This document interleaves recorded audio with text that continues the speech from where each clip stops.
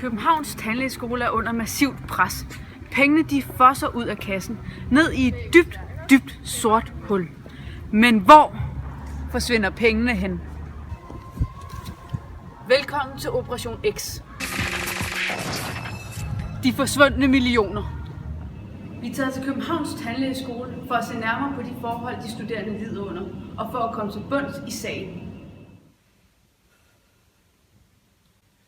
Der var en dag, hvor der ikke var flere handsker, og så sagde min lærer, at jeg bare skulle vende handsken. Og hvordan havde du det med det? Det var virkelig ikke rart. Jeg kan virkelig ikke tale om det mere. Virkelig ikke.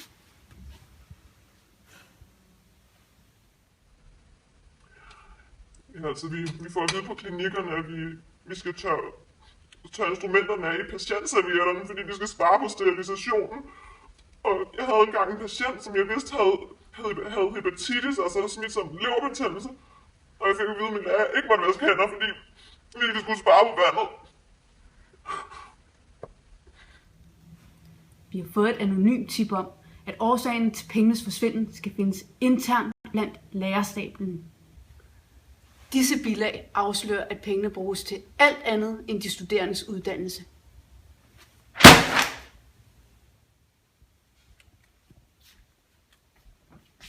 Bag denne dør arbejder Kim. Vi har hørt fra troværdige kilder, at det er normalt, at pengene de øsles bort på privat forplejning.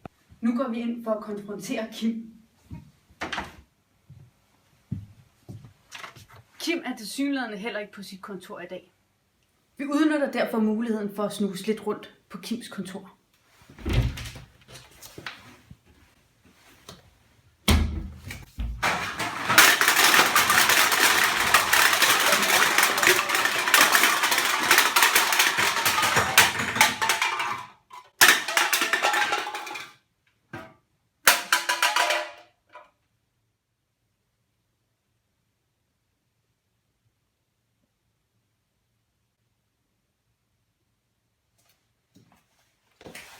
Dette er blot et af mange cola-depoter her på Panum. Vi har nu fået endelig bevis for, at den cola-fortærende lærer er gået langt over stregen. Vi vil fortsat forsøge at opsøge Kim for at konfrontere ham med, hvor pengene de forsvinder henne. Jeg tror, det er ham.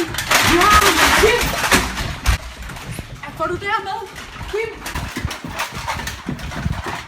Kim! Kim han gemmer sig herinde bag denne dør. Kim! Må jeg stille dig et spørgsmål? Hvor forsvinder pengene hen? 17,4 millioner kroner mangler. Jeg har ikke nogen kommentarer. Kim, vil du ikke stille op til et interview? Jeg ved ingenting. Jeg kender ikke noget til noget.